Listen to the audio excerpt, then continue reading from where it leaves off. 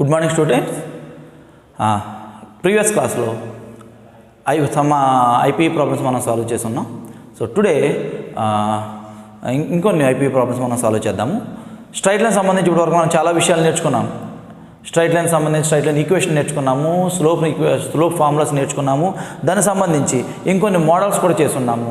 Concurrent lines, concurrent family and point of intersection, ratio model, ఇవన్నీ నేర్చుకున్నాము. అన్నీ కూడా గుర్తున్నాయి అనుకుంటా.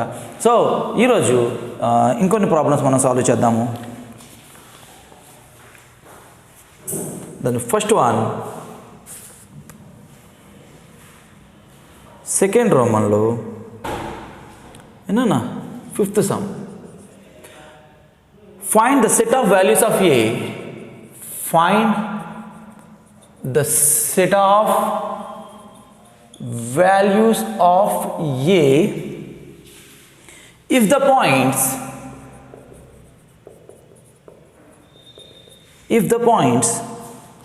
1, 2, 3, 4 lie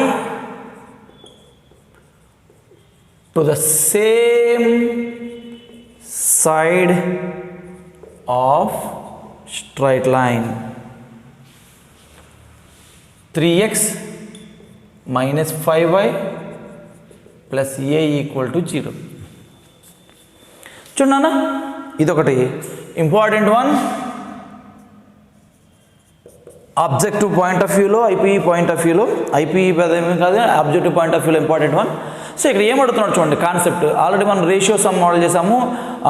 2 పాయింట్స్ని ఒక లైన్ని ఏ రేషియోలో డివైడ్ చేస్తుంది సార్ అంటే ఎల్ అనే line minus L11 by L22 రేషియోలో డివైడ్ చేస్తుంది, అవునా? So minus L11 by L22 ratio. So ఇది సేమ్ లైన్, దీన్ని ఆపోజిట్ సైడ్ అంటాము. సో పాయింట్స్ ఎలా ఉంటే, లైన్ ఎలా ఉంటే సేమ్ సైడ్ అంటాము. ఓకే, సో అంటే 2 పాయింట్స్ సేమ్ సైడ్ ఉన్నాయా, 2 పాయింట్స్ ఆపోజిట్ సైడ్ ఉన్నాయా అని ఎలా తెలుస్తుంది సార్ అని అంటే L11 and L22 have same sign ఉన్నాయి అనుకోండి, సేమ్ సైడ్ ఉంటాయి.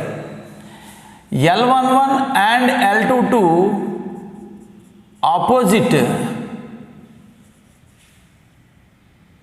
ఆపోజిట్ సైన్ ఉంటే ఆపోజిట్ సైడ్ ఉంటాయి. Is it clear? సో ఇది ఒక కాన్సెప్ట్ నాన్న మన ఎంసెట్ పాయింట్ ఆఫ్ వ్యూలో అండ్ మెయిన్స్ పాయింట్ ఆఫ్ వ్యూలో చిన్న కాన్సెప్ట్. సో 2 పాయింట్స్ ఒక లైన్కి సేమ్ సైడ్ ఉన్నాయా, ఆపోజిట్ సైడ్ ఉన్నాయా ఎలా చెప్తాను సార్ అంటే, so L11 value L22 value నువ్వు కనుక ఫైండ్ అవుట్ చేస్తే L11 L22 కూడా సేమ్ సైడ్ అంటారు. 2 పాజిటివ్ కానీ లేదా 2 నెగిటివ్ కానీ ఇలా వస్తే అంటే సేమ్ సైన్ వస్తే సేమ్ సైడ్ ఉంటాయి. సో అలా కాకుండా L11 ఏమో నెగిటివ్, L22 ఏమో పాజిటివ్, లేకపోతే L22 నెగిటివ్, L11 ఏమో పాజిటివ్, ఇలా డిఫరెంట్ ఆపోజిట్ సైన్ వస్తే ఆపోజిట్ సైడ్ ఉంటాయి. సో ఇది కాన్సెప్ట్. సో ఈ కాన్సెప్ట్ మీద ఇప్పుడు ఇచ్చిన క్వశ్చన్ ఏంటో చూడండి.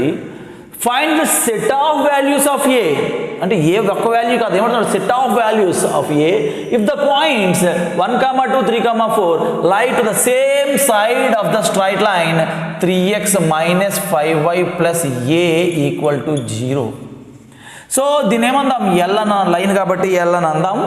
సో ఈ 3x minus 5y plus a equal to 0 అనే ఈ లైన్కి ఈ 2 పాయింట్స్ కూడా ఎలా ఉండాలంట, సేమ్ సైడ్ ఉండాలంట. సో సేమ్ సైడ్ ఉండాలంటే కండిషన్ చెప్పుకున్నాను నాన్న, సేమ్ సైడ్ ఉండాలంటే సేమ్ సైన్ ఉండాలి. దేనికి, L11కి L22కి. So L11 equal to L11 అంటే ఏంటన్న 3 ఇంటూ ఎక్స్ ప్లేస్లో 1 మైనస్ 5 ఇంటూ వై ప్లేస్లో 2 ప్లస్ ఏ. ఓకే, అంటే 3 మైనస్ 10 ప్లస్ ఏ అంటే a minus 7. L22 equal to 3 into 3 minus 5 into 4 plus a అంటే 9 మైనస్ 20 ప్లస్ ఏ అంటే a minus 11. So a minus 7 వచ్చింది, ఏ minus 11 వచ్చింది. ఈ రెండు వాల్యూలను బట్టి ఏమవ్వాలన్నా సేమ్ సైన్ ఉండాలి లేదా సేమ్ సైడ్ ఉండాలి. అంటే if the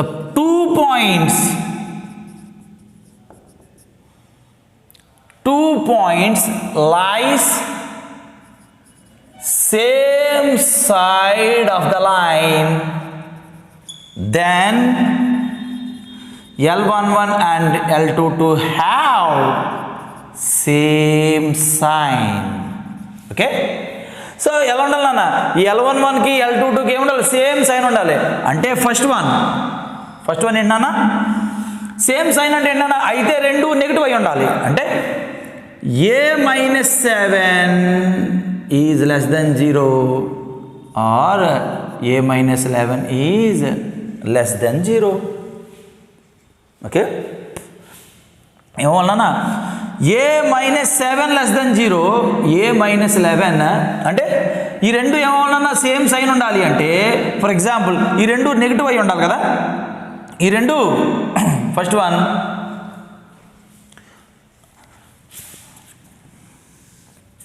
A minus 7 is less than 0 అయి ఉండాలి.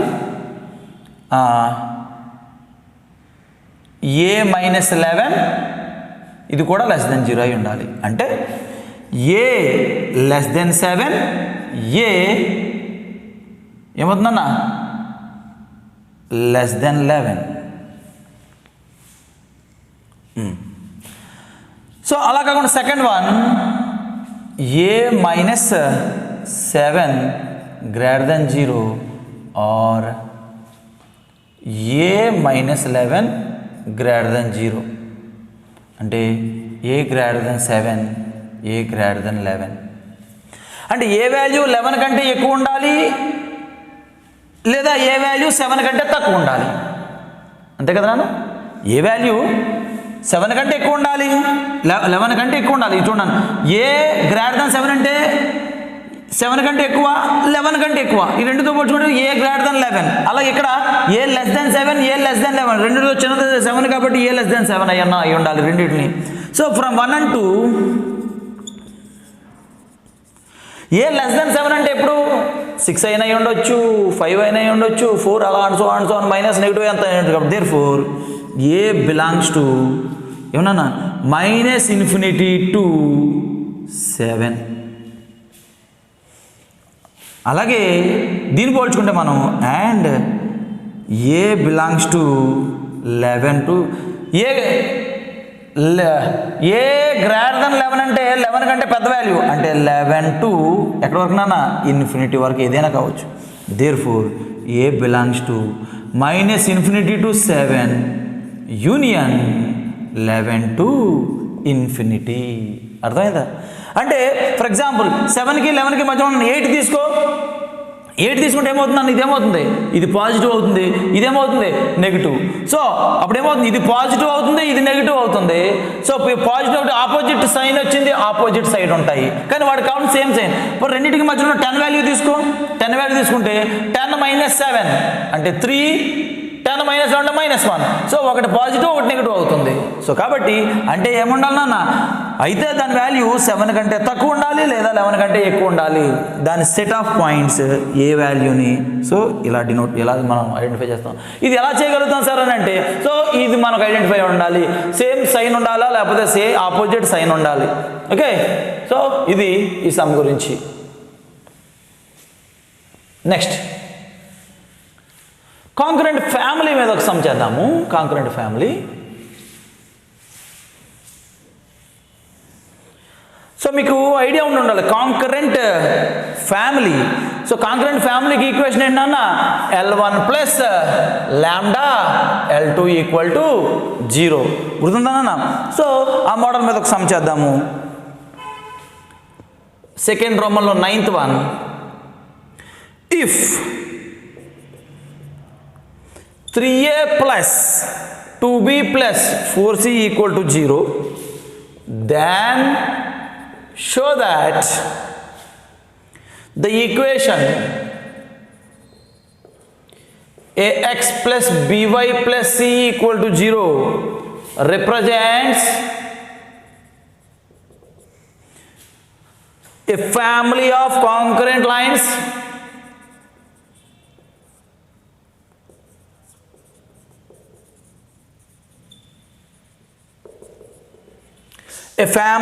concurrent lines and find the point of concurrency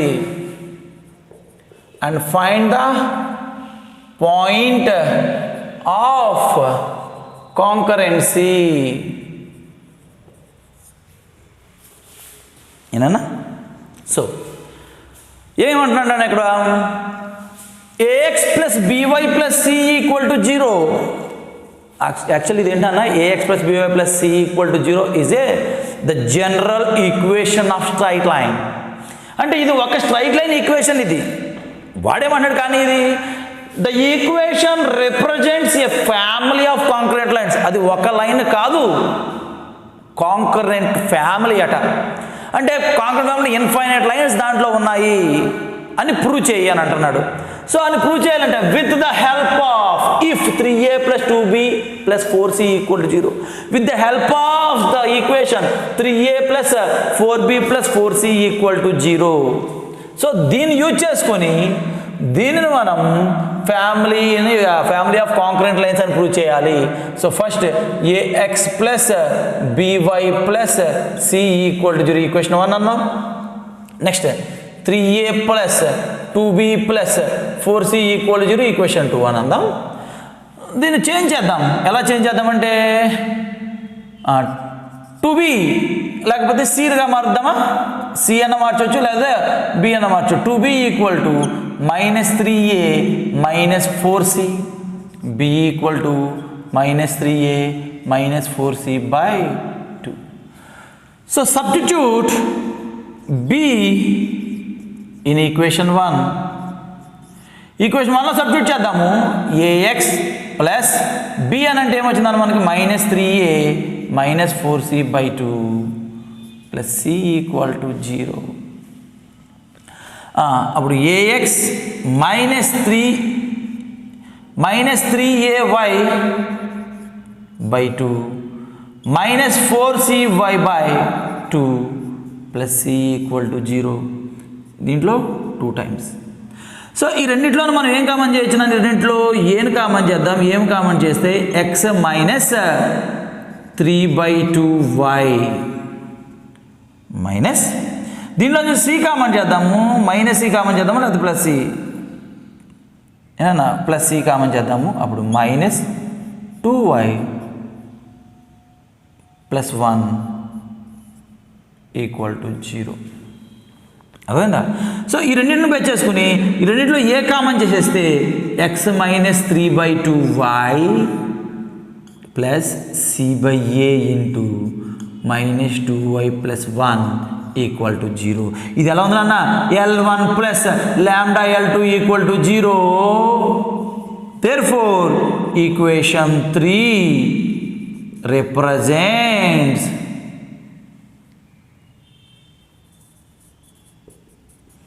a family of concurrent lines. అర్థమైందా? సో యాక్చువల్గా ax plus by plus c equal to 0 ఒక straight line equation. So ఆ straight line మనం with the help of 3a plus 2b plus 4c, so దీన్ని use చేసుకుని దీన్ని ఏం చేయమన్నాడు? ఫ్యామిలీ ఆఫ్ కాంకరెంట్ లైన్స్ అని ప్రూవ్ చేయమన్నాడు. కాబట్టి సో దీనిని యూజ్ చేసుకుని మనం దీన్ని 2b ఎలాగైనా మార్చవచ్చు. మనం 3a ఈక్వల్ టు లేకపోతే 4c ఈక్వల్ టు మన ఇష్టం ఏదైనా చేంజ్ చేసుకోవచ్చు. చేంజ్ చేస్తే నేను b మనం చేంజ్ చేశాను, ఇదిగో వచ్చింది. ఇది L1 plus lambda L2 equal to 0 లా ఉంది. Here there are 2 lines from 3. 2 lines ఏమొచ్చిందన్నా? x minus 3/2 y equal to 0 అంటే 2x minus 3y equal to 0. ఇది ఈక్వేషన్ 4. అలాగే -2y plus 1 equal to 0 అంటే 2y minus 1 equal to 0. Equation 5. From 4 and 5 ఈ రెండింటిని point of intersection కడితే అదే మనకు కావాల్సిన ఏమవుతుంది? పాయింట్ ఆఫ్ కాంకరెన్స్ అవుతుంది. So 4 and 5 2y equal to 1 y equal to 1/2. y value వచ్చేసింది. y వాల్యూ తీసుకెళ్ళి దీంట్లో సబ్స్టిట్యూట్ చేద్దాము. 4లో సబ్స్టిట్యూట్ చేద్దాము. 2x minus 3 into 1/2 equal to 0. 2x equal to 3 by 2, x equal to 3 by 4. Therefore, x comma y equal to 3 by 4 comma 1 by 2. ఇది point of concurrency.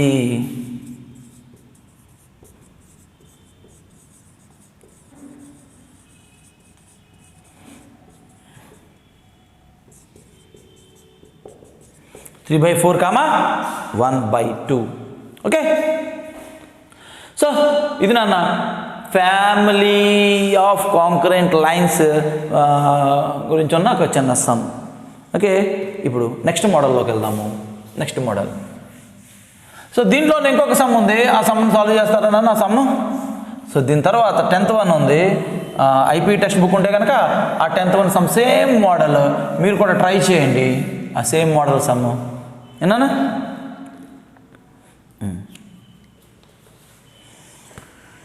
Next another important model in IP, third రోమన్లో third one. A straight line through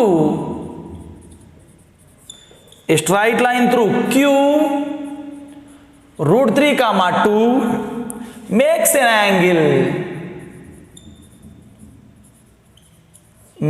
angle pi by 6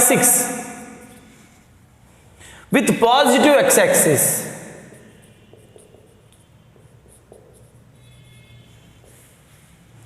If the straight line intersect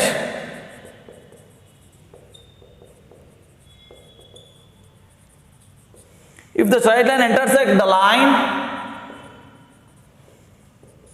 root 3x minus 4y plus 8 equal to 0 at P,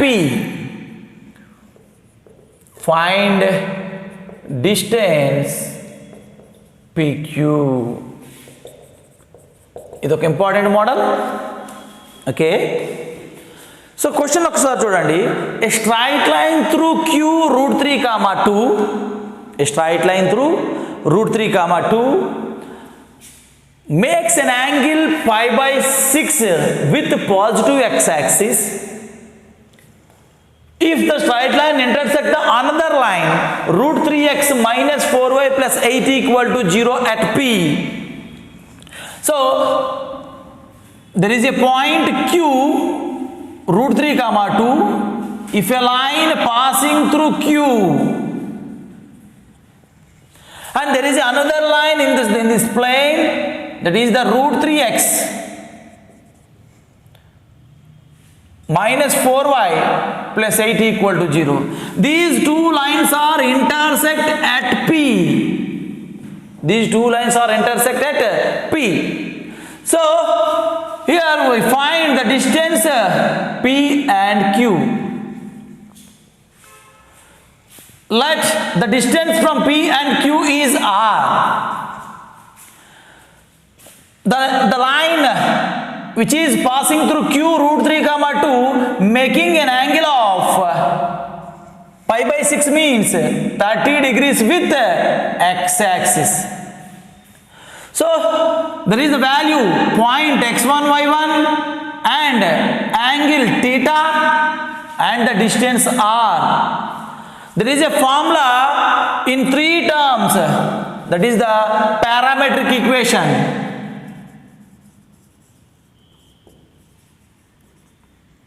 X equal to x1 plus r cos theta, y equal to y1 plus r sin theta. అర్థమేనా? So వాడు ఏమడుతున్నాడు మనల్ని, ఇప్పుడు ఈ queue అనే point నుంచి pass అయ్యే ఈ లైన్ ఎక్స్ యాక్సిస్ తోటి 30 degrees యాంగిల్ చేస్తుంది, బాగానే ఉంది. అండ్ ఇంకొకటి ఏం చేసిందంట, ఈ line route 3x minus 4y plus 8 అనే ఈ లైన్ని P దగ్గర ఇంటర్సెక్ట్ చేసింది. ఎప్పుడైతే ఈ P దగ్గర ఇంటర్సెక్ట్ చేసిందో ఈ P అనే పాయింట్ Q అనే పాయింట్కి రెండింటి పాయింట్ మధ్యన డిస్టెన్స్ని ఫైండ్ అవుట్ చేయమంటున్నాడు. మనకు ఆల్రెడీ పారామెట్రిక్ ఈక్వేషన్లో యాంగిల్, పాయింట్, డిస్టెన్స్ 3 ఉన్న ఏదన్నా ఫార్ములా మనకి పారామెట్రిక్ ఈక్వేషన్, కాబట్టి పారామెట్రిక్ ఈక్వేషన్ యూజ్ చేద్దాము. Root 3x minus 4y plus 8 equal to 0. Q x1 y1 ఎంత ఇచ్చాడమ్మా, root 3 comma 2 and theta equal to 30 degrees let PQ equal to R. PQని R అనుకుందాం. From the parametric equation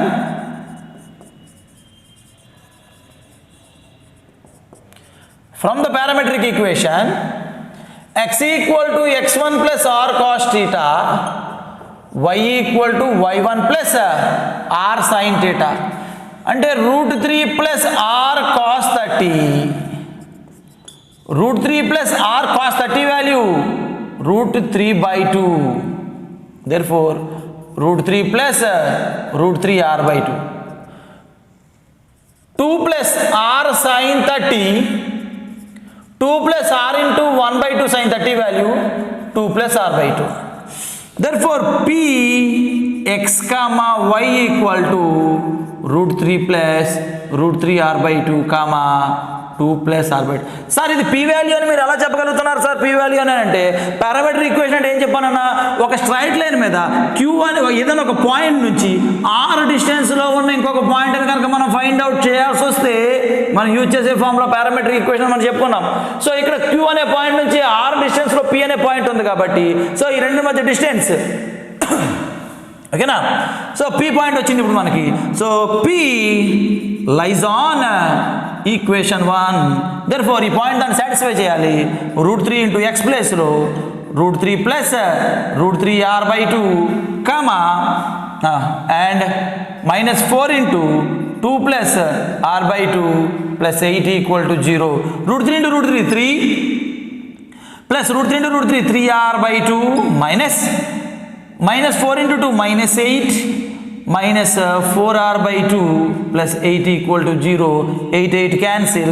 ఎంత అవుతుందన్న ఇక్కడ 3r/2 minus 4r/2. So 3r లోంచి 4r minus 4r subtract చేస్తే 3 minus r/2 equal to 0 minus r/2 equal to -3 r equal to 2 into 3 6. r అంటే ఏంటన్నా PQ equal to let PQ equal to r అనుకున్నాం కాబట్టి PQ equal to 6. So అర్థమైందన్న మీకు ఇది? Okay. Next so ఇదే మోడల్లో ఉన్న ఇంకొక సమ్ ఉంది. ఆ సమ్ మీకు ఇస్తాను, ఆ సమ్ మీరు ట్రై చేయండి. 5th sum. A straight line through Q2, 3 makes an angle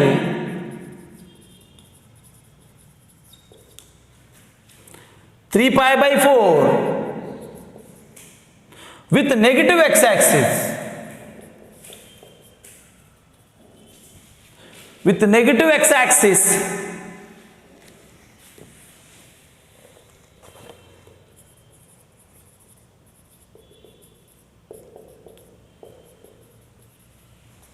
with negative x-axis. If the straight line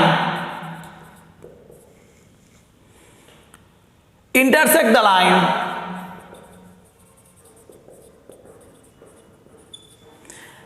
x plus y minus 7 equal to 0 at P, find distance PQ. ఓకేనా? ఈ some మీరు ఈ problem మీరు solve చేయండి. అయితే ఇక్కడ మీరు గుర్తుపెట్టుకోవాల్సింది ఇచ్చిన ఈక్వేషన్ ఏమి ఇచ్చాడయ్యా? x plus y minus 7 and the point ఏమి ఇచ్చాడు నాన్న? పాయింట్ 2, 3. యాంగిల్ ఎంత ఇచ్చాడు? 3π/4 అంటే 135. కానీ ఇదేంటన్నా నెగిటివ్ ఎక్స్ యాక్సిస్.